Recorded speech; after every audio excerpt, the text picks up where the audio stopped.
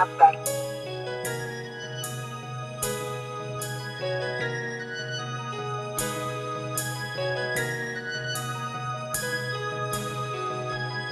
done did a lot. You ain't did shit at all. Whipping up a pop, show you how to get it off. I don't really rock. This is the Frontline radio show. Pop Radio Worldwide, Spotify Premium, iHeartRadio. You already know we are here every Tuesday from 7 to 8 p.m. with the Frontline issues. Today we have Benneth Lee. The bio just goes on and on and on. So we're going to go right on into it. Mr. Lee, please introduce yourself to the Frontline supporters. My name is Benneth Lee, grew up on this west side of Chicago, currently founder of NAFI, National Alliance for the Empowerment of the Formerly Incarcerated. All right, okay. And I saw professor for Northwestern. No, Northeastern University. Northeastern University. I teach in their Justice Studies Department as well as North Park University in their Social Service Department. Yeah. Okay, so give us some more on that. Elaborate on that, on the teaching. What are you teaching? What are classes like? How did you get into this? Who is Benneth Lee for the people that don't know who Benneth Lee is? Well, I come up in the Austin community on the west side of Chicago back in 1966 when it was a predominant white community. And because we young black people had to band together to protect ourselves from the white attackers, that's what forced us to come together as a group. And then we eventually became a known street organization, the Vice Lords, on that west side in the Austin community. We were just young. We didn't know we were going to grow into one of the largest branches of the Vice Lord Nation. I became a chief at that time at 14. We got recorded as the youngest branch of that nation in 1967. And that led me through St. Charles Juvenile Prison, as a result of the riot that happened at the high school we went to in '68. Martin Luther King had just got assassinated, racial tension was high. And so really I got sent away for just defending myself. Wow. And when I got down to Little Joliet, ran into some brothers out south, tried me, and I kind of defended myself, and that eventually sent me to St. Charles, where I supposed to went to camp. And those 3 months initially I supposed to did turned to 2 years. So I didn't come out until I was 17 after being gone since I was 15.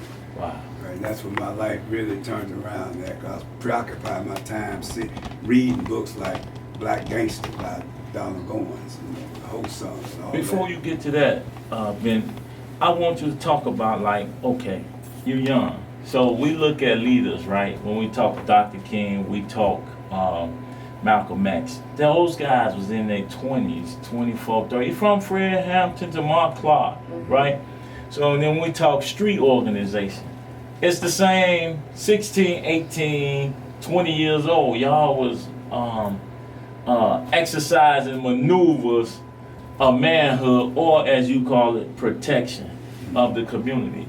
So at what point, Ben, before we get into you, because you got a huge history, at what point do we go from, protecting our communities to violating our community? Because a lot of people don't understand how easy that is from all the different branches and mob, that they didn't start off like, we just gonna victimize our people. Right. So we get an opportunity to then now be in leadership, and then our communities get filtered with drugs and guns. Can you talk on that a little bit? Well, when we go back to the LSD movement in the 60s, that's the Vice Lord Stones and Disciples, they formed that citywide coalition. Initially, the Vice Lords shut down the construction of University of Illinois Chicago, UIC, right? And they were saying they're not gonna hire black contractors, the building ain't going up. And Callaway, who was one of the original Vice Lords, was the first cousin of Bull, Gene Harrison, one of the founders of the Blackstone Rangers. So that brought them into the fold. So the Vice Lords would go out south to support them shutting down construction site of the extension of University of Chicago in Woodlawn. And then you had the Disciples out there, and so that kind of brought everybody together. Because what happened, the street organization then became part of the Black Power movement. Yes, sir. Now I want to pause on that real quick because I want to elaborate on that because the gang affiliation that we know of in these latter years, I want to just kind of put a focus, and I want everyone to chime in on what you're talking about how every one of us know the Vice Lords, the GDs, the Stones, and we all know. But I'm loving hearing you speak on the organization of and how all these gangs, they brought the community together and they brought everything together and they worked together. I just kind of wanted to chime in on that. So if no one is actually paying attention to that factor, and then also what I want to point out with that is to some of these young people out here, these young men that are out here, listen to what this man is saying. Listen to what he is saying the gangs were. Listen to what he's saying how the gangs started, because there are still affiliated young men and young women out there, and they're not doing that. And this is, I just kind of wanted to chime in on that because I think gangs have always, of course, gotten a bad name. But that's because no one has ever really put out there and actually talked about how organized and how they started off taking care of the community. Not, as you said, killing the community, tearing each other down, killing each other. That's not how it started. So I just kind of wanted to bring some light to that so people can focus on that. Because I need everybody to hear what you're saying about how the GDs, the Vice Lords, the Blackstones, how they came together and assisted and helped the community. So before you answer that question, we're going to take a break, and I would like you to elaborate more on that. But people, this is Benneth Lee. Well, Benneth Lee, but we call him Bennett Lee, our big brother, our big homie. And if you want to know how ECCSC got started and the ideas that I had about starting and creating organizations of formerly incarcerated men that allow us to take personal responsibility for some of the madness that we cause. It's like this generation dropped the ball on me, my generation dropped the ball on this generation. So our efforts is to give back. So this is the Frontline show. You want to come back, you don't want to miss it. Pop Radio, iHeart Radio, Spotify Premium. Come back. Calling all cars. Ganga. They jump in my headphones, getting started.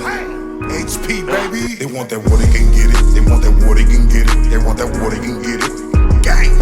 They want that water, can get it. They want that water, can get it. They want that water, can get it. Gang. They want that. Welcome back to the Frontline show. I'm your host, Tryone Muhhammad, and Miss Queenie Greene over here. We got a great guest today, man. He can be here anytime he want. All you got to do is say, man, I got a message I want to talk about and I want to convey. This is his platform, because without shoulders of brothers like this, I don't even exist. And that's what we got to get our brothers and our sons and our daughters back to understanding, that they don't exist without something coming before them, and teach them a level of respect and honor and appreciation for the past. So with that being said, we're back, and Benneth Lee, if you can elaborate further on what Queenie Greene was asking you in terms of how we go from that to this. And we have to talk about COINTELPRO. We have to talk about all the issues that destroys our community. Right. Well, you know, when they start seeing LSD stepping into power, right, joining the Black Power movement, doing for self, opening up businesses, getting grants, starting programs. Now, Daly then declared a war on gangs. Now, Daily, people. Right? Now, some people know the DeSable Museum on the south side. Before, with the DeSable Museum, it was the gang intelligence unit. That's where they took all cases that was gang related to, right? And so it was initially 25 gang intelligence units, and then when David declared a war on gangs, it grew to 300. So the gang intelligence unit that keep the database, is that the same database now that our names are being found? Is they using some of that? Is that the whole? And they don't ever remove it. They don't ever remove it. They don't ever remove it. And then if you have been on that gang database list, and if you, God forbid, have a child that has any type of anything, now your child is connected to you because your name is on the database, and now your child is a target because his mother's name is in that database. People don't know that either. Some of the underplay that was going on, as Brother Muhammad mentioned, COINTELPRO, that's the FBI's counterintelligence program to discredit the leadership of the movement, right? Yes. When they saw that LSD was moving, then Nixon, who was the president, he pushed out a bill that in order for you to receive funds from philanthropists and federal governments and grants and stuff, you had to have a 501c3. Right. But they set up a blocker where LSD couldn't get those, so their money's kind of like blew up. And then you had the Vietnam War coming to an end. And so them brothers, So for those that don't know, LSD, Lords, Blackstone, and Disciple. right. And so now, when the Vietnam War was ending, a lot of those veterans was coming back to the States, not just in Chicago. So they came with a demand for heroin. And they were strung out on heroin over there. And so they started robbing and all that. And so now they start flooding the black community with heroin. That is, people. Right. Listen to this history. Understand. Listen to the history. He telling you. And then once they did that, they killed off Fred Hampton, Mark Clark, they killed off Malcolm X, they killed off Martin Luther King. They sent Bobby Gordon, who was the spokesman for the Vice Lords at the time, to a trumped up murder. They locked up Singali, who was the spokesman for the Stones at the time. They harassed OG, who was the spokesman for the Disciples at the time. So they started moving out the leadership, teaching the black community never trust young black leadership. Wow. Right? And so that left my generation, me, China Joe, all us, White Cloud, Little Turkey, all of us. We were coming out of juvenile around that time when this was happening. So when we hit the streets in 71, 72, right, there was a whole new culture now. Before, in 68, 69, people was wearing afros and dashikis. James Brown singing "Say It Loud, I'm Black and I'm Proud." They was in the show with the Black Power movement. But when we came home in the early 70s, people done cut their afros off. Now they got super fly hairdos. So they kind of, that culture shift changed. Right? We got caught into that platform shoes. Then we ended up in the penitentiary in the mid-70s, right? Because we were C numbers, right? And that left the little brothers out here to fend for themselves. Now those businesses that was in black communities vanished. Like where I come from on the west side, you had Zenith in Austin. Then you had Motorola. Brock's Candy Factory was the largest candy company in this country. My grandfather used to work for General Motors. They got a car every year, a new car. So those businesses, steel mills, everything was in the hood. In the hood. And so now in the late 70s, those businesses left the neighborhood. And so now those are like booming middle class neighborhoods. That was middle class neighborhood. But when all that went out, it depleted, right? And now, even today, you can't find one business that can hire 10 fathers at one time. Right? Wow. So now that's what happened in the 70s. Then they flooded the media with New Jack City. And now the young brothers, the street gang culture shifted. No, before you get to that, for us, because that was my coach, that was me. I was watching the NWAs. I was watching all the movies that gave us, with the GDs, with the bogus boys, and we was doing all the stuff. So I'm saying before that happened, there's that shift where the jobs are gone. Now we have no means by which to, or limited means by which to care for our family. Now the drug game. And how do that work now? It's like, what do we do? How do that happen? Who's putting it? How do we, there's levels to this disenfranchisement in our demoralized community. But I like, as he was saying, because that's something that a lot of people don't know, and people think that the addictions things started here in the communities. But as you said, if anyone, I think Dead Presidents is one of the movies that kind of really shows you what was actually going on then, because you had I think in Chris Tucker played, and he came from war addicted, and then he came from war addicted, and then coming into the community, as you said, you had so many soldiers that came back addicted to what the opioids and things that they were getting from over there, then that had to be brought into the community to serve their addictions. And then that's when, you know, your crack rocks and all all of that was brought into the community to take away my grandfather and my grandmother and my mother and my aunts, and then and it's trickled down. But a lot of people don't understand that this was all a master plan. We just wasn't in our communities just strung out like that. I mean, it was brought to our communities and then we latched onto it, but it was brought here for a specific purpose. I think yeah, you're right. And that was to take us down. Real quick, then we got 3 minutes before we go to the next break. So can you do you remember what I said and anything that Queenie just added to elaborate for the people? Well, yeah, because you know, when, like Dr. Amos Wilson said, that when you put a people in a position where they can't love each other, then you're going to see a people that's going to kill each other. And for them to deplete the community with opportunities, right? Like Franz Fanon said in Wretches of the Earth, you get a group of oppressor, oppressing, oppressed. Yes. And oppressed try means of fighting back, but their means are ineffective. So the oppressed take on the same means as the oppressor. And then the oppressor moves out the picture, and then the oppressed start oppressing each other. And that's what you see in these communities here. But initially we was fighting whites for jobs and housing. When the whites moved out, we started fighting each other over that stuff. But then they gave us a little to go with, and that's poverty. Poverty is the parent of crime and revolution. The projects. Yeah. So listen, when we come back, man, y'all see the brother got history. We need, you know, he on the speaking circuit, so I know I've heard him speak on several times, and I've heard him give lectures in college. And he's also a college adjunct professor, right? College professor at Northeastern University. And he was at North Park at one point, wasn't he? And then that's why I heard a couple of his lectures. One time I was sitting in the audience, he didn't even know I was there. I was there. And I got witnesses, but that's how it is, man. We got to sometime, man, just appreciate history, learn from history, grow from history, and then apply the principles. So with that being said, come on back. This is Frontline. Addicted to the money. I'm addicted to the cash. Addicted to the money, addicted to the cash. Them suckers blowing smoke, baby, I be the gas. Real deal when I spit, I was born in it. Welcome back to the Frontline Show. Pop Radio, iHeartRadio, and Spotify Premium. Thank you all once again for tuning in. Listen, we getting a history lesson today.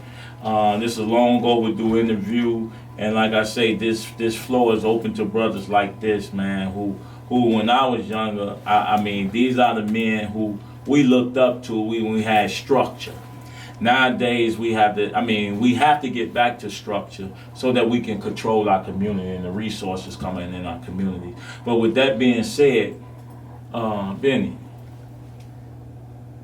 you go now to the prisons from the activities that we was I would say our environment led us to. Right. And then you end up in prison. You served how many years? Well, I went in at 19, I came out at 27 and went right back before I turned 28 and came out, I was 30. You went in at 19, so all together you did 35 years? Wait, actually went in at 40. Went in at, the first time you went in, you say it was like 15, I came out at 17, then I went back at 19, I come out at 27, went back at 27, come out at 30. So you probably spent what, about 40 years in prison? No, about 15 years. 15 years? I've been out 35. Okay, got you. I better say, hey, listen, and with that being said, now you are what is considered back then indeterminate sentencing, right? Right. Called C numbers. Right. Can you explain to the people, because we got C numbers languishing in prison, man, some as long as probably 50 years now. Yeah. And with one murder. Yeah. And it's amazing, and I want you to expound on that. And it's like sad, like when my uncles was and big homies was going to prison, they was getting 10 years. Then the next generation got 20. Then my generation got 40. My little brother doing 85 years in Stateville. Now these shorties catching one body. The crime didn't change. Right. The mitigating factors didn't change. Legislators enhanced the sentencing to say, quote unquote, tough on crime laws. Right. And now our children are never coming home to do what me and you are doing right now. Please expound on that. A C number is anybody that got convicted prior to 1977. And what that means is, like, you got guys that got locked up prior to 1977, was eligible for parole around 1987. So they've been going to the parole board since 1987. A perpetual parole board. Every year they go to parole board and get denied. But the thing is, they're not denying these brothers parole for who they are, right? They denied them parole for the case that happened over 40 years ago. Wow. So when we met with Kim Fox, the state's attorney, we advised her, because she didn't know what a C number was. So Right. we educated her who they were. So somebody from her office go to that parole hearing every year to challenge the parole based on the case that happened over 40 years ago. And not looking at this brother as a model prisoner, a mentor to young people, having tickets and all that stuff. So now they need to change that, and that's what the C numbers is. And now these little guys, now they're not going to parole board every year. They just get a determinate sentence. So they can calculate how much when they're gonna get out by the time they receive. Right. But a C number, you don't know when you're gonna get out, because you go like Larry Hoover never got parole. Now you can have your credit. He in the federal system, but if the Fed let him go right today, he got to go back to a state prison and face the parole board because he was a C number. Now on a regular basis, everything else, you got 7 years. 7 years, wipe some stuff off your credit. 7 years, you got these things that'll drop off. 7 years, hell, if you fake your death and you wait like 7 years, you can come back after that. But you telling me 40 years, a person is still. I wasn't gonna say it, but still being effed out their life. For the most part, 40 years for something that happened. For some people, as a child, just in the wrong place and the wrong time, maybe being around the wrong crowd. So basically, we have people in prison that are not given a chance to say that they have changed. They're a different person. They are still being strung along the prison system for something that happened maybe as a child. And another example, I just went to one of my homies, Clemency here in Hitler. He's been locked up 37 years just for a gun. He didn't shoot nobody with the gun. He didn't do nothing. He didn't rob nobody with the gun because he was a C number and got out. And now they labeled him a habitual criminal.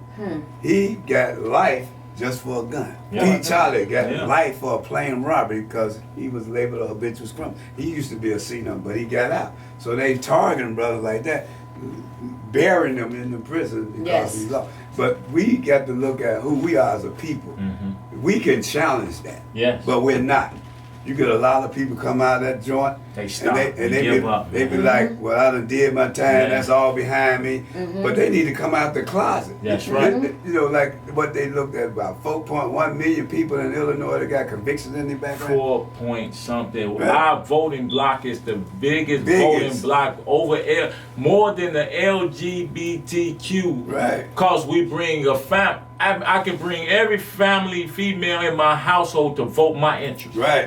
That's not times 5 or 10. Yeah. And we're not using that power. That's how my organization started, NAFI, National Line for the Empowerment of Former Incarcerated. Brothers was calling me and sisters calling me saying they coming home, they complain about they can't get jobs. So I challenged them that we the most passive group in the country. We don't speak up for ourselves. So that's when we moved to start building a strong voting bloc to change some of these policies and these laws and stuff. And then it grew into a non-for-profit organization. But that's our biggest issue. Former incarcerated and convicted people are not coming together and speaking up for ourselves. I don't need no legislator to talk for me. I know how to speak for myself. No question. I don't need them to speak for me. So for every person that's not speaking up about what they dealt with and what they dealt with for 30 and 40 years and just figuring that I did my time is behind me, for every person that does not step up, that's another person that's going to be taken through the same thing. You go back to the 13th Amendment, when they so-called freed the slaves. You know, when you look at it, say no person of U.S. citizenship should be subject to slavery or indentured unless otherwise convicted of a crime. So that gave them legitimate grounds for anybody that got a conviction to now being force slaves within the these prison. social disabilities on them.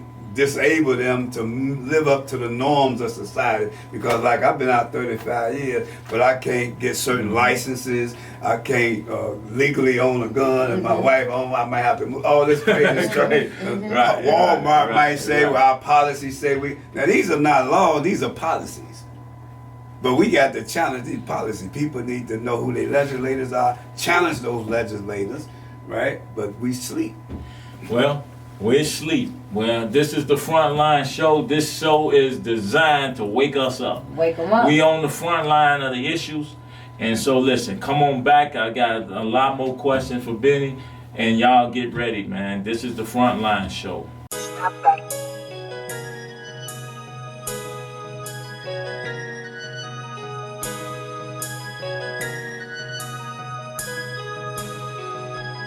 I done did a lot.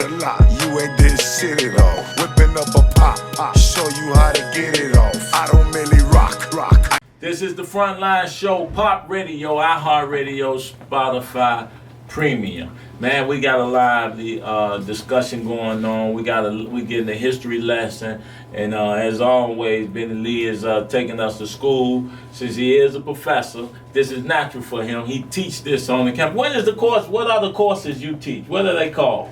Now listen. Now, this man went from serving prison time to being an adjunct professor in a university, and you've been teaching for how many years now? 11 years. 11 years. See, this is what Reformation looked like.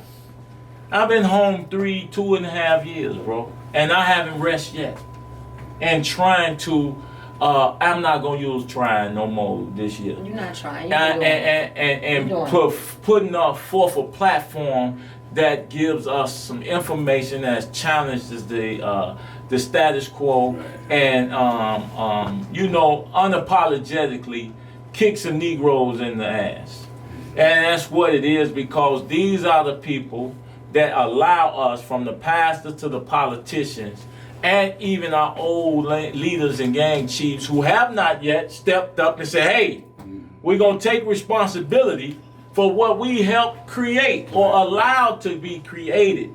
So I get a lot of flack from people, but I'm not going to move from that position that why should we wait for someone to do for us what we more than capable of doing for ourselves? And then transitioning to that, you even have peace circles that you do at your center. And you have always displayed an effort to try to unify us, the formerly incarcerated. I call us the perpetual underclass. And it's always, all this society and this world have for us as black men and women now, because women are starting to fill the prisons up quicker than us, is prisons and graveyards. That can't be acceptable. We have to rise above that and figure it out. We have to figure out a way to better organize our disenfranchised bodies to action. And I let you. Can I read something before he does that? Can I read something? And I just want to give a shout out to Karen Hicks. She's always supporting cheerleading for us. She put up a post, and it means so much. It says, I just want black men and black women to admit that we have hurt each other and stop trying to argue who has hurt who the most and start healing each other. Yes. That was very powerful, and I just wanted to kind of throw that out there, because that's what you guys are talking about, especially with peace circles and things. Yes. This is what we need to start doing. We need to start healing each other. Like you said, we have to do this for ourselves. we need to start healing each other. That means we have to come together every which way possible, because they're not gonna do it. Nobody's gonna do it for And us. they shouldn't do it. And what I see a lot of, like brothers and sisters, the change is a struggle. Like I take myself for example, when I was making my transformation, my own homies was like, you done lost your heart. Yes. You done Yes. got soft. Them people done brainwashed you. Yeah. I done came to a new awareness, right? And I had to set new limits for Yes, myself. sir. You know, Yes, I sir. live by Yes, what sir. you call the law of possibility. Yes, sir. You know, I know my homie still plugged in or whatever. And if I let him in my truck, I don't know what he done did an That's hour right. ago. Yes. What he got. That's right. He gonna We jeopardize. going to Your jail life. together. Yes. Yeah, so what kind of homie is he really? And if he don't let you know, No. I'm not, hey, man, I'm Right. dirty, eh? Yes. Yes. So that's one of the issues a lot of young brothers struggle Right by with, is setting myself. them boundaries with their peers, Ain't right? no question. Now, when I was going to school to get my degree, it wasn't my plan. It's just I got pulled into it. And when I was a student, some of the professors that was teaching classes in criminal justice and around street gangs, they would ask me to come speak in their classrooms. Right. And when the students do these evaluations, my name kept popping up. So when I finally got my master's degree, you know, you got to do this big old thesis paper. I said, I want to do my thesis paper on the history of the vice lords. Right. How they got grant monies and opened up businesses and showed that if a street gang can get the necessary support, they can become a community organization. Yes. At first they frowned on it, but when I showed them the newspaper clippings and educate them, they allowed me. And I got my master's degree on that project. And then that project turned into a museum, right? And so they had a class at Northeastern on the history of Chicago gangs, and that's when they approached me, asked me would I be willing to teach that class.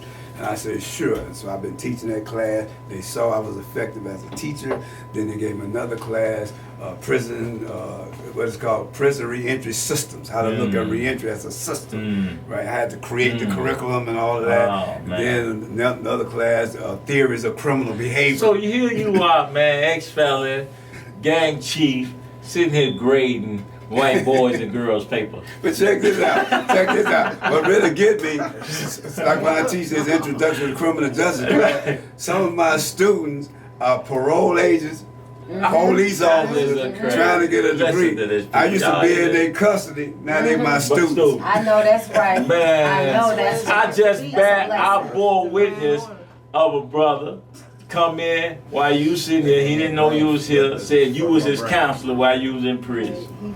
So that's just amazing. We never know who lives we touch, man. And it's like, well, how can we not have a platform? It's no reason why once a month you have to be able to come through here or from on my other channels. And talk about these things, man. It has to happen. We got to keep freaking away. Just as it is, I mean, how easy it is for you to do that on the college campus, and you with your skill and proficiency has to be done with this media, man. Because this is what we tied into. We can't keep hearing it from the people who've never and been there's through always it. negative when they tell the story. Yes, because they've never been through it. When they tell the story, they tell it from hearsay. They tell it from what they think they know. They tell it from what they've heard in police stations. They tell it from that way. This is the actual, true, real story lived, not from a parole officer, Yes, exactly. not from a judge, not from a police someone who's a officer. criminologist who did research. Yes. They'll never have to live this who's never experience. lived in the hood, never lived on the streets, never lived to see actually what we go through, you know. And I know for me, it bothers me just when I hear music. You know, you have a slew of rappers that came out with a song Chirac. How can you talk how can you call that Chirac? How can you have music? How can all these outsiders talk about what's going on these streets? And they don't walk these streets. Listen, when we come back, I need Benneth Lee to just go in rapid fire about, you know, the elements and what it's gonna take for us. You know, it's a million solutions to getting us back on track in these communities. Violence downtown, violence in the hood, all of it is violence that trickles and harm individuals and communities. So with that being said, come on back. We're not done. This is the Frontline Show. Turn me up, K-Star. Wavy Boy These Productions. niggas wanna rumble, man. Hubba. They wanted murder. They wanted pain. They wanna rumble. They wanna play. Hello to my little. Welcome back to the Frontline Show. Look, it's a heavy topic. It's not as heavy as it could get. This is the first time we really speaking on this level, because even going through all the things that I've gone through in the street, I'm not qualified or more qualified to speak about these issues than a brother, an elder who's lived these he actually walked in and living and been in an institution with gang chiefs from every branch, every mob. So people we often hear about and talk about, he served time in these 9x12, 6x9 spaces, cages, and it's just an honor and a privilege. And like I say, this platform, any platform that I'm on, is always open for men like Benneth Lee and those brothers out there, man, that feel they have a voice and feel they need to or ready to take their place on the front line, because you're really not done, brothers, no matter how old you are until that casket hit the grave. So you got a responsibility. And if there's something beyond this life, and I believe it is, you have to account for that which you chase after. If you're chasing after money, you're chasing after fame, you're chasing after celebrity. I'm an agitator, I'm a conflictist. I'm always want to bring conflict to society to address the ills that we've been caught up in. Not often by our own hands, but nonetheless, we've been caught up in them. So with that being said, man, Ben Lee, you got this flow till you done speaking, and you can take it in any direction you want, and you make sure at the end, and I'll let you know, you tell the people how to find you, how to support you, and some initiatives I believe we'll be working on sooner or later. It's been overdue for us to get together and start doing things surrounding incarceration and imprisonment. So the perpetual this state of this prison industrial complex. So with that being said, man, the floor yours.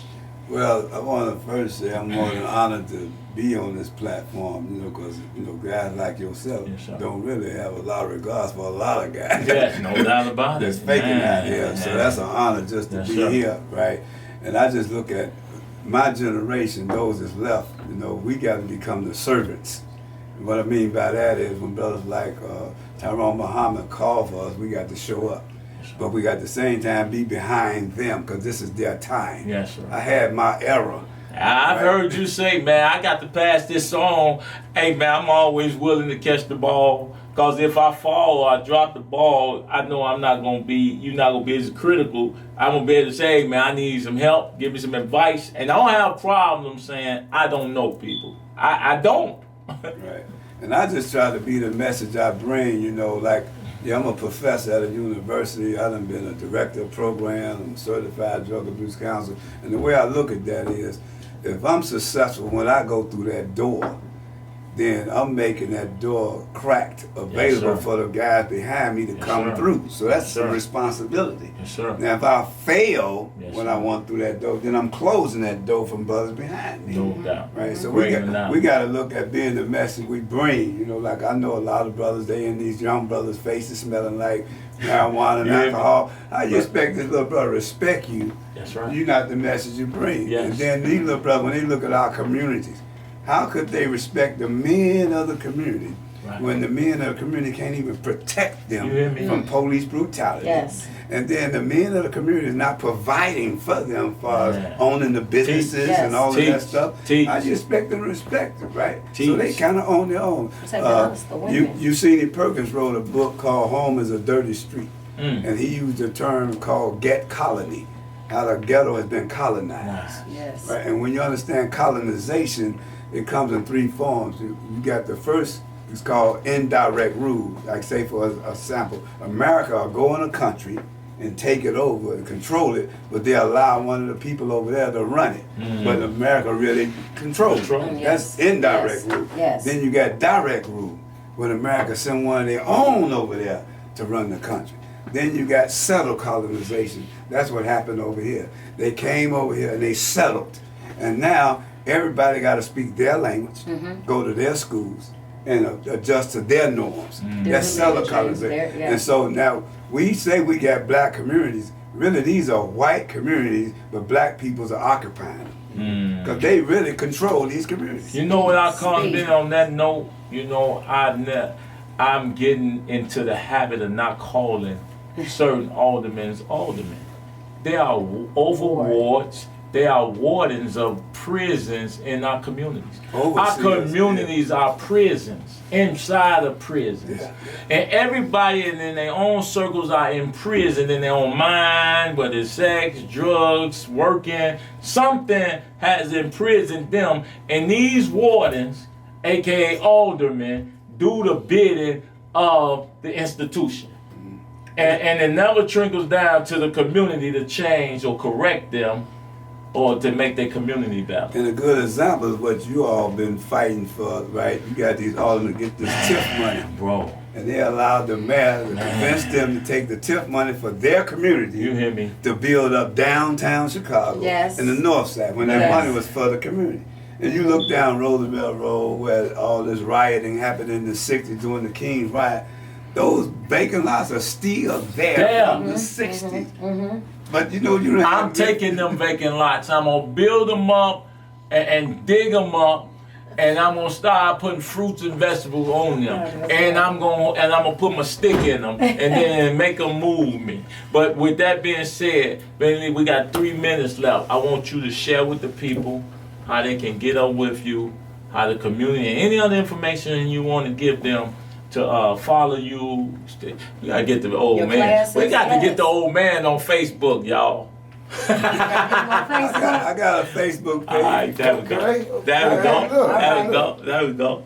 Yeah, I'm located in the Austin community, 5820 West Chicago Avenue, inside Sankofa Art and Culture Center.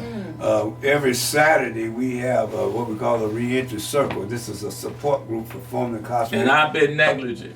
Yeah, former incarcerated and convicted people could come and get every connected. Saturday. Every Saturday from 10 to 12. They can come there and they can get, and even grandparents that got grandchildren that come out. Women, and girlfriends. They more than welcome to come to get the information they need to be supportive to their family members that they don't understand. That's right. So it's like a community circle to address the whole issue of incarceration that impact us as a whole. Not just the individual, but the families also. We have a resource table that'll connect people with resources. We have what we call trained reentry coaches, like a life coach. Like I'm a reentry coach. I could coach a brother or a sister. I'm gonna steal that, sir. Yeah. I'm gonna steal that. Y'all heard me. I'm stealing it. Reentry coach. Yeah. Matter of fact, I can train you on the model. You can take it from me. Matter of fact, if you ready to take the organization over, I hand it to you. Okay, I'm trying to retire. So here we go. Branches in that tree. So go ahead, take us out, Queenie, and let them know where to find us. All right, make sure you come back every single Tuesday from 7 to 8 p.m. This is the Frontline Radio Show. I am your co-host, Queenie Greene, host Tryone Muhhammad. This is a Spotify Premium iHeartRadio station. We are broadcasting from Pop Radio worldwide. Pop gave us a platform and we slaying it, baby. We are talking the frontline issues that are hitting the communities, that are hitting our families. This is our radio. We are the voice for the people. We have community activists. We have lawyers. We have doctors. We have professors. We have just some of everybody that is for the community coming in on this show. And we're talking frontline issues every single Tuesday from 7 to 8 p.m. Make sure you check out Mondays. Tryone is bringing another platform to us for your benefit. Make sure you check out KNTV every Monday at 7. Congratulations. That is now in existence. This is sponsored, founded by ECCSC. Thank you to our sponsors. 7-star. Make sure you go to the 7-star website. Check out that police app. It's definitely a needed Tell them app. what it means. ECCSC. Please. Tyrone. Ex-cons for community and social change.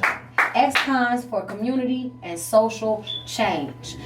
Make sure you check out this broadcasting. Check out this Peace Circle. Check out this re-entry.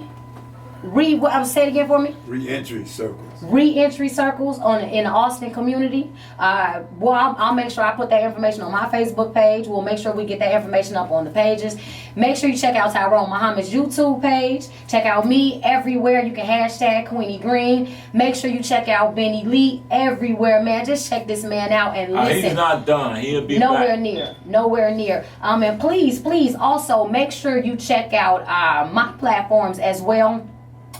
All of for the ending of this month, all of February and going into March, I will be sitting down with just about every judicial candidate.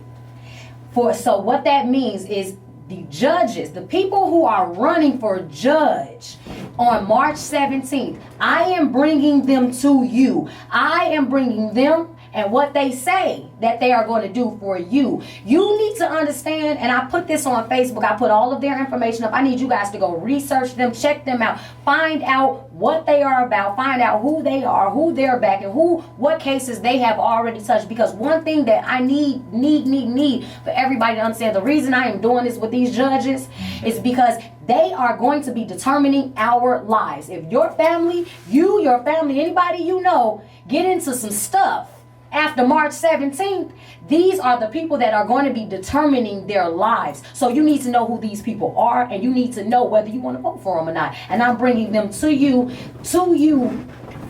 face first for them to talk. If you have any questions, any concerns, hit me up. Frontline Radio Show. Make sure you come back next week. Once again, Tuesday, 7 to 8 p.m. Tyrone.